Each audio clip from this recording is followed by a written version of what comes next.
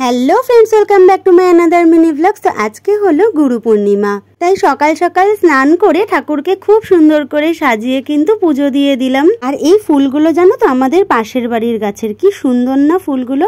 তো আমার পুজো দেওয়া হয়ে গেছে আর আমি আজকে বিছানার চাদরটাও পাল্টে ফেলেছি। তো ডিরেক্ট চলে আসলাম সন্ধেবেলা। রায়ের আজকে একটা অনলাইন নাচের কম্পিটিশন আছে, তাই নাচের স্কুলে নিয়ে যাচ্ছি আর ওখানেই রেকর্ড করা হবে। পুরো নাচের ভিডিওটা কিন্তু আমি পোস্ট করে দিয়েছি, তোমরা যারা এখনো দেখোনি তারা কিন্তু গিয়ে দেখে আসতে পারো।